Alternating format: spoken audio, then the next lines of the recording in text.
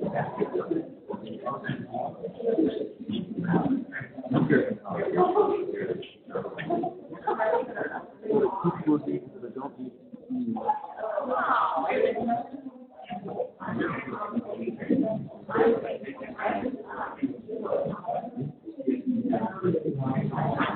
and gentlemen, my name is Nick Alphas, and I'm an instructor here. My student Scarlet Holvenstot is examining the effects of exercise on cognitive function.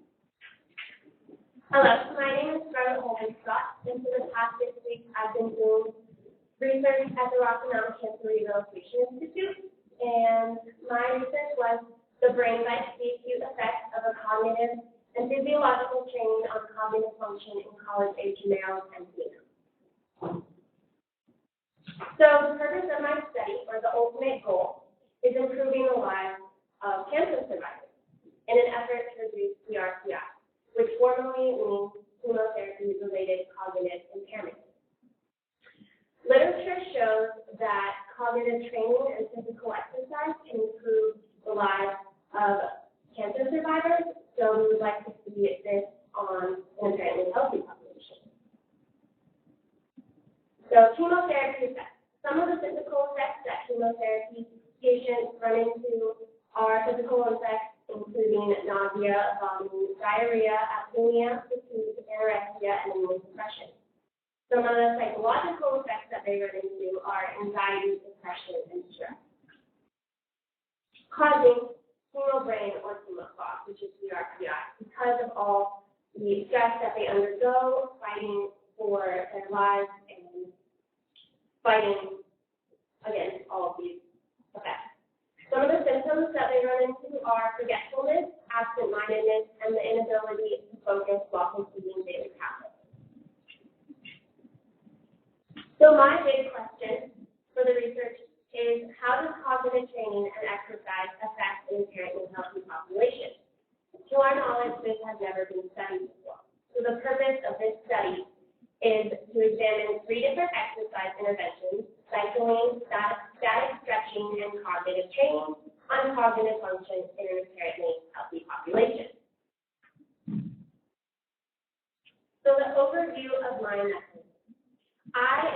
We are in charge of the apparently healthy control group, and this is a pilot study for future research. We have a total of 6 subjects. Just so happens there's 3 women and 3 men. We have 3 types of exercise: cycling, static stretching, and cognitive training. And we are working with the apparently healthy control group for a total of 12 sessions. In detail, we have 2 sessions of cognitive testing, 1 before 10 sessions of intervention and 1 after. These tests are 10 minutes total, and I conduct the test with the subject, and they have to answer some pretty simple and complex questions to evaluate their cognitive function. There is 1 test before intervention and 1 after, and there is a total of 10 sessions of intervention, and each session of intervention is 15 minutes long. So essentially, I'm working with 6 subjects, 15 minutes each for every research session. Again, the 3 types of training are cycling, static stretching, and cognitive training. So this is a picture of the cognitive test, just a few questions that are on the test. Here is one of the questions where they would have to redraw the cube exactly as they see it. And it's a simple question, but it's difficult because they're not doing that every day, and it's kind of surprising. Here is another question: draw a clock 10 past 11, and that seems pretty simple too, but we are so visualized nowadays that actually drawing a clock, you have to pay attention to the contour and the numbers and the hands, and that is very difficult. Here is another question to test memory, and I say 5 words to them, for example, faith, velvet, church, baby, red, and they have to repeat them back to me, and that's very difficult as well because it's testing simple memory, but it's hard to remember things. All right. So the brain bite. This is the brain bite right here. And there's a screen monitor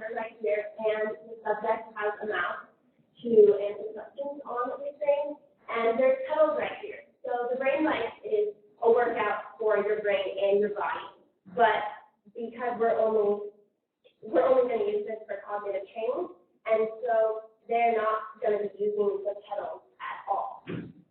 So they have their feet on the ground, and they are just going to be looking at the screen and answering some of the questions.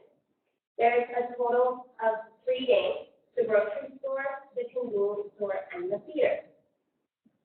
And each game is 5 minutes each, 5 minutes long in duration, and they play all 3 games every session of the intervention for each of the 10 sessions. This is one of the games. This is the grocery store game. And as you can see, there's some shelves with some cans on them. And you're given a little can, and you have to match it to one of the cans that are given to you on the shelf. And this is one of the expert levels, and this is the beginner level. So as you can see, the can gets a lot more complex as you move up in level. Each week, the subject increases from a beginner level to an intermediate level and ending with expert level. You have your time right there. So there's like a white bar that comes across and tells you when you're out of time or when you still have time left. And if you get it right, you get a little thumbs up. Okay, this is the other game. This is the theater game, and this trains your visual and hearing. So, for example, this question is, what plays the shortest, the high pitch or the low pitch? So we'll play 2 different types of pitches, a low pitch and a high pitch, and you have to guess which one is short. Another question that would be on this game would be a visual, so it would show a beam of light right here, and maybe it would be dark or maybe it would be light, and you would have to tell which one was shorter. This is a convenience store game, and it's more mathematics, and you're given a total sum right there, and you have to come up with that sum with all the products that are up on the shelf. And those little boxes, you have to place the products in there, and it has to equal the sum 32 right there. This is timed a little faster than the others, and you give the timer right there, so you have the pressure on time during the game. It's a little stressful.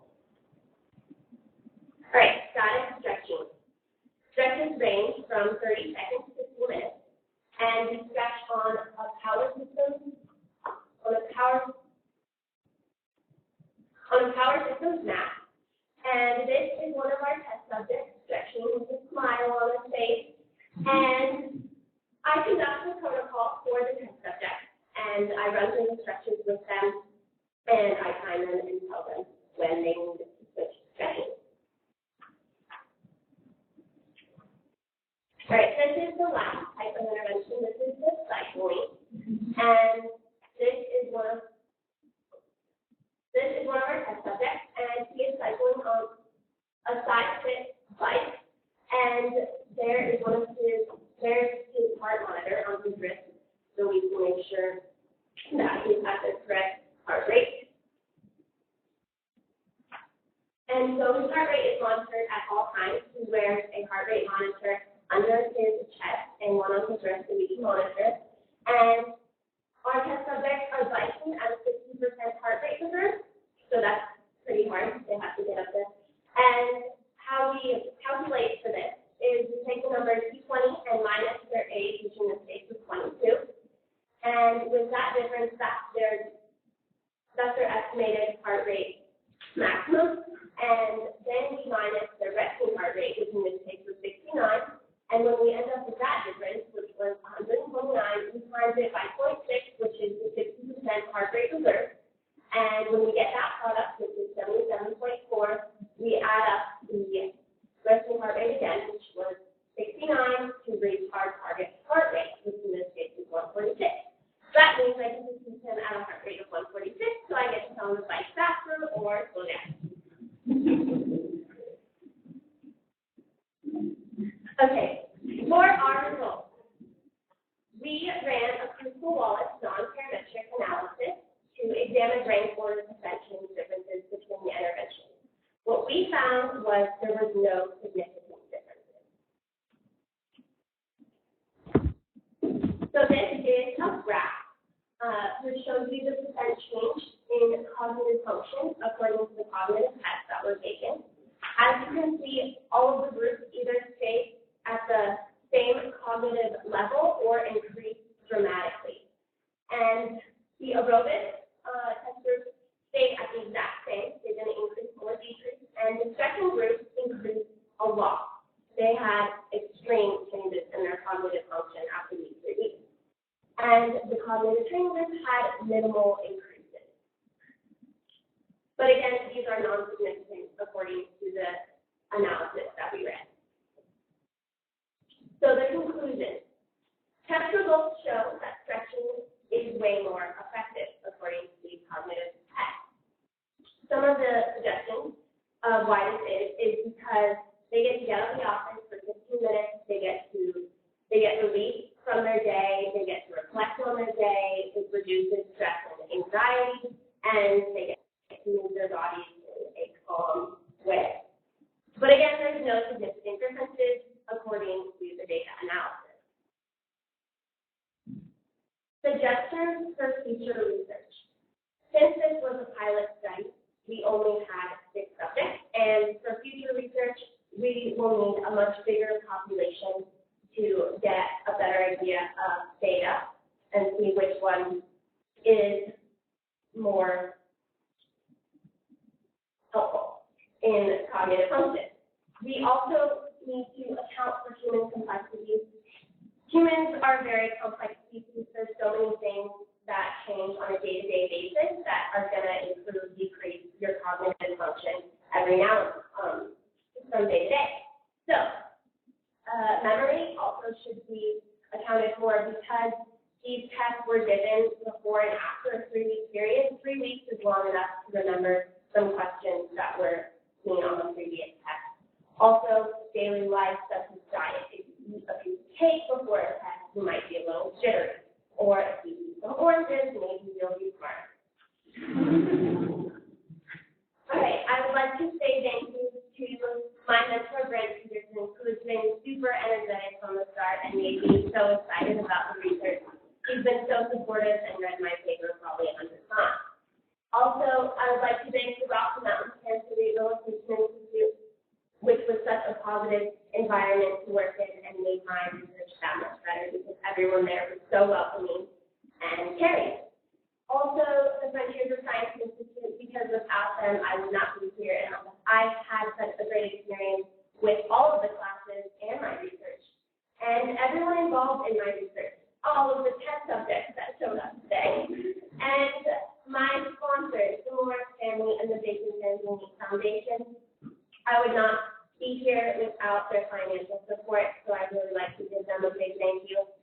And some of the things that I was able to do here with the rest of my dorm was participate and volunteer for the Run Against Cancer, which was super special, and we got to do something that was bigger than ourselves, so that was awesome. And lastly, my grandma, Cecilia Moore, who's undergoing chemotherapy right now, and she really makes me passionate about this research. And so thank you for calling me all the time and making this really important to me. And thank you everyone for listening.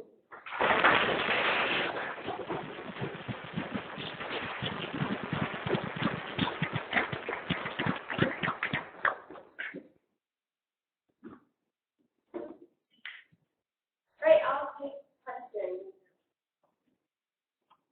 I think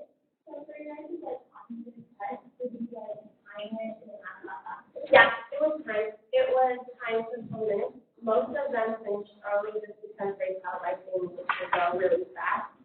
But it was time.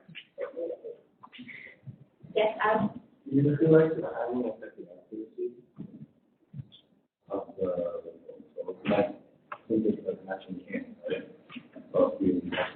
Oh, for sure. Yeah, for the cognitive training would definitely affect that. Yes, because if you're on a time limit and you see how much time you have, and the questions get harder and harder, and so definitely the time limit. Yes. Scarlet, could you explain to me what asthenia means? Yes, the question was, what does asthenia mean? Asthenia means loss in muscle